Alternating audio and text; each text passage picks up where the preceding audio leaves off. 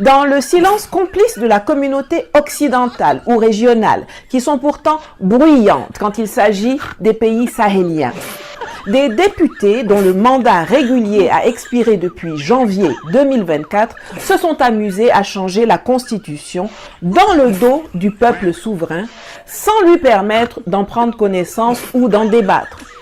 Comment cela est-il possible? Eh bien, tout simplement parce que c'est prévu dans la loi. Ça fait mal, n'est-ce pas?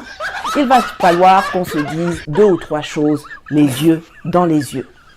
La dernière fois que la constitution togolaise a été soumise à un référendum populaire, c'était en 1992, lorsqu'avec un taux de participation de 74,24%, le corps électoral avait adopté le texte proposé par un oui massif de 98,11%.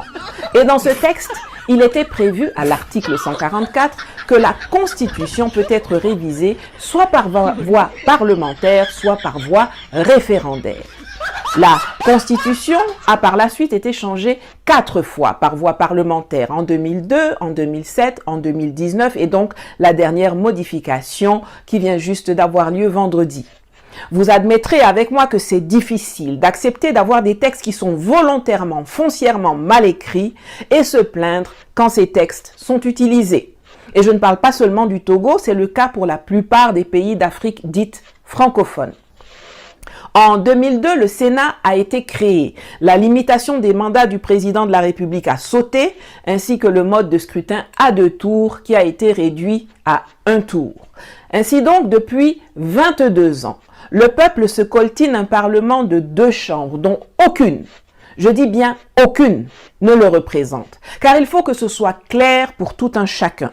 Les députés représentent la nation, qui est une fiction, une vaste escroquerie, grâce à laquelle on a pu voler sa révolution au peuple de France en 1789. Je le répète pour ceux qui entendent mal ou qui comprennent lentement.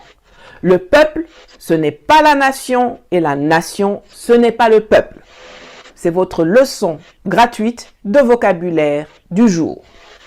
On dit que le député est un élu du peuple, et pourtant, ce n'est pas le peuple qu'il va représenter dans l'hémicycle, mais c'est plutôt la nation.